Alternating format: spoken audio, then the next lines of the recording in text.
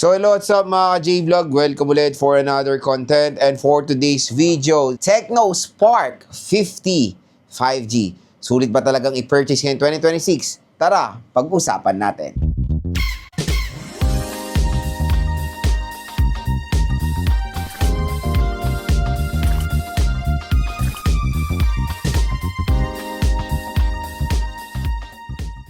For today's video mga idol, meron tayong pag-uusapan na i-review at ito ang very popular ngayon at very trendy na Tecno Spark 50 5G. So itong smartphone na to ay, kumbaga when it comes sa design and aesthetic, yan talaga ang makukuha ng atensyon ng mga consumers natin.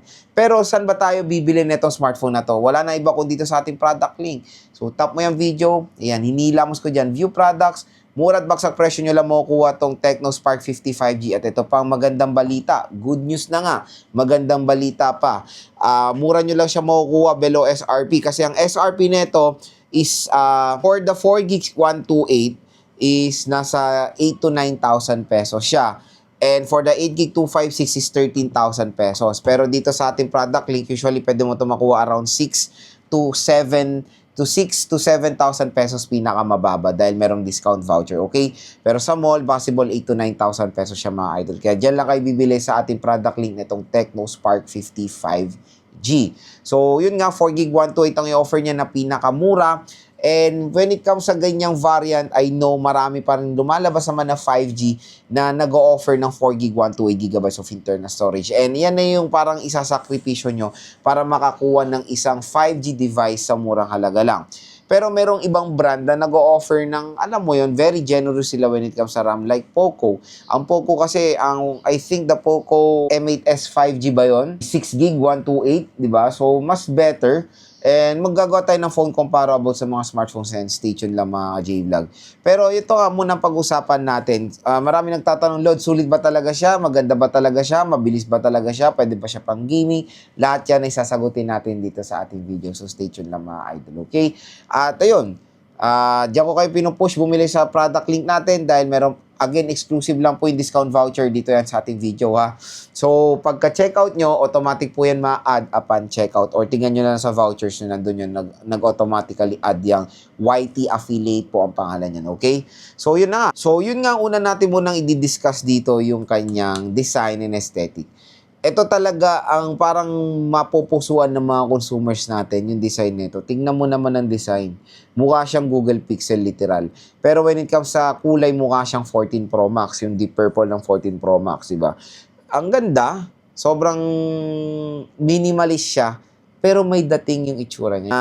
Dito sa smartphone na to, makakapag-provide sila ng excellent design sa murang halaga lang. At ang malupit, 5G pa siya. So, hands down dito sa silhouette na yan na parang Google Pixel, talagang may dating itong smartphone na to sa design. Next is yung kanyang operating system. So, kung naghahanap kayo ng isang smartphone na Android na parang ang UI niya is parang sa iOS, ito na ang marerecommend ko rin sa inyo. Ang Tecno Spark 50 5G dahil yung mukha nito or itsura niya para siyang iPhone or yung iOS ng iPhone. When it comes sa interface, control center, very identical sa iOS ng iPhone. And when it comes sa lock screen, tingnan nyo naman, yung orasan, para siyang iOS. So, ang ganda, very clean at nakakatuwa yung UI ngayon ng Tecno. Kumbaga, very clean siya, user-friendly at ang ganda ng design. Sobrang matutuwa kayo sa iOS ngayon ng Tecno. Sa display naman mga idol, ang laki rin ng display nito in fairness. So sa display niya, it is 6.78 inches. Ayan, 6.78 inches. So sad to say, it's IPS LCD display siya. Sad to say then the resolution is medyo mababa. It's HD plus 720p with 120Hz screen refresh rate. So yung kanya specifications pagdating sa display, pang budget meal na 4G. So siguro isa nating makukonsider yan na parang yan yung isang kinoskat ni Tecno para ma-achieve yung murang 5G. Kasi yun, pang budget meal yung kanyang quality when it comes sa display. Usually kasi ganito around almost 10,000 or 10,000, ang in-offer is Full HD Plus 1080p or AMOLED. Even iba naman is 6 to 7,000 naka-AMOLED na. Pero dito, it's IPS pa rin. So, mako-consider pa natin yan as long as nakuha nyo siya ng 6 to 7,000 pesos. Pwede pa naman kahit pa paano. Pero HD Plus 720p, next processor. Yung processor neto is upgraded ng konti sa MediaTek Dimensity 6300 or I think, ewan natin kung rename lang. Kasi wala namang ganong pinagkaiba ng performance yung, Dimensity 6300 sa 6400. Pareho rin sila na 6 nanometer processor. Ang napansin ko na pinagkaiba lang nila ng konti is sa clock speed ata. Pero yun, Dimensity 6400, syempre mas better sa 6300. And yung 6300, several times na rin natin na-test yan. Okay na okay naman siya pang laro, okay na okay naman siya pang navigate, pang scroll sa social media, pang gamit sa negosyo, lahat. All-rounder din yung Dimensity 6300. Tapos mas parang tweak pa ng konti dito sa Tecno Spark 50 5G. So, yung processor neto, masasabi kong okay na okay for its price, sulit na sulit, at ang pinaka-importante dyan, 6 to 8,000 pesos, 5G na siya. So, sa mga consumers din na gusto ng future-proof or naghanap ng isang smartphone na future-proof na, ito na po magandang i-recommend sa inyo ang Tecno Spark 50 5G. Next mga ka-J-Vlog is of course sa kanyang RAM at ROM. Maraming magiging skeptical sa RAM at ROM nito. Lods, okay ba? 4GB 128. Lods, ano ba kunin ko? 4GB 128. Medyo mahal kasi yung 8GB 256 eh. So sa 4GB 128, ito kasi yung budget level. So kung malayo yung budget, so 4GB 128 kinukonsider ng iba. Pero ang tanong, okay ba ang 4GB? Parang, again, tulad ng sinasabi ko sa mga ibang video ko, parang nino-normalize na ulit or new normal na ulit ang 4GB of RAM sa ganitong presyoan. Kasi yun nga, tumaas po ang presyo ng mga RAMs today. Kaya, isa na yan sa factor kung bakit nagsisitaasan din ng price ng smartphone ngayon. At nakakita pa rin tayo ng still ng 4GB of RAM sa mga sobrang mahal na smartphone or sa mga ganitong segment. Kasi noong 2025, hindi na natin ganun kinukonsider ang 4GB of RAM sa ganitong presyoan, kahit na 5G. Pero ngayon, bumabalik na tayo sa ganito ulit na 4GB of RAM. So, parang patras tayo kasi doon sa expense or production kasi medyo mahal lang RAM nga ngayon. Pero yun, 4GB of RAM, yes, still usable pa rin naman ngayon 2026. Pero kung gaming talaga ang dating or gaming talaga main focus sa isang smartphone, definitely mabababa kayo sa RAM or makukulangan kayo. Kaya go for the 8GB 256. So, etong si 4GB 128, you can still play games din naman, no worries, pero don't expect na smooth siya sa mga AAA games. Pero kung mga social media yan, mga trabaho, ganyan, pang surf sa internet, ayan, navigating tool, pwede to mga ka-J-Vlog. Napaganda ng Dimensity 6400. Hindi kayo, kumbaga, hindi naman sasakit ng ulo nyo dito sa chipset na to. Kasi subok ko naman na yung predecessor. Sa camera naman, meron siyang 50 megapixel main camera. And single camera lang naman to mga idol, as you can see dito. Ito lang talaga yung camera niya. Dito sa gitna may sensor at ito yung flash. So, tatry natin to sa ating full review sa camera test natin. Pero specs-wise mataas naman. At hopefully, ma-provide niya naman yung na-expect ko sa isang 5G entry-level smart. So, front-facing camera, it is 8 megapixel naman. Maganda rin dito, it's dual stereo speakers. Sound by DTS audio. So, dito isang speaker na I think isang speaker sa earpiece.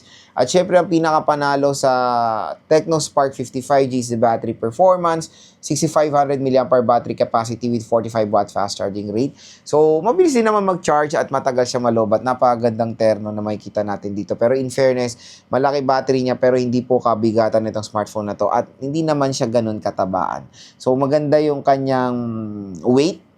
And yung kanyang slimness nandoon din. At yun, kung gagamitin nyo ito as a navigating tool, pwede naman siya mabasa sa ulan. Kunyari, nakapatong, natalsikan ng tubig, ganyan mga valid reason.